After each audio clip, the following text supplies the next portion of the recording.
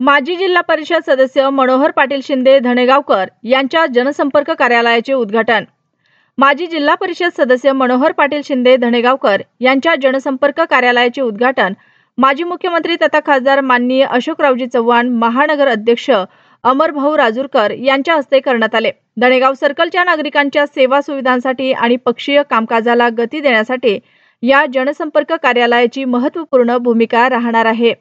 नांदेड दक्षिण विधानसभा मतदारसंघातील जिल्हा परिषदेचा धनेगाव गटात नांदेड दक्षिण भागातील जिल्हा परिषदेच्या आणि पंचायत समितीच्या प्रत्येक गट आणि गणावर भारतीय जनता पार्टीचा झेंडा फडकला पाहिजे, यासाठी कार्यकर्त्यांनी प्राणपणाने कामाला लागण्याची गरज असून राज्याचे मुख्यमंत्री देवेंद्र फडणवीस यांनी संबंधित महाराष्ट्राच्या हितासाठी केलेल्या कामाची पावती लोकांपर्यंत पोहोचवा, जनतेशी संवाद वाढावा, स्थानिक स्वराज्य संस्थांवर भारतीय जनता पार्टीचा झेंडा फडकवण्यासाठी ताकदीने कामाला लागा, अशी उपस्थितांना खासदार अशोकराव चव्हाण यांनी सूचना दिली।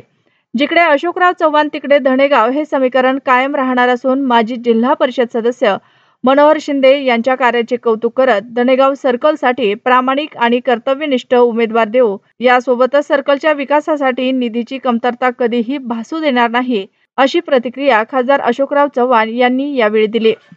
हे वातावरण उत्साहाचं आहे। नांदेड जिल्ह्यामध्ये आज नगरपालिका निवडणूक घोषित झालेल्या जिल्हा परिषद व्हायच्या, पण एक संपर्क अभियानाच्या माध्यमातून आज धनेगावचं कार्यालयाचं त्या ठिकाणी उद्घाटन केलेलं आहे आणि जनसामान्यामध्ये मोठ्या प्रमाणात उत्साह आहे।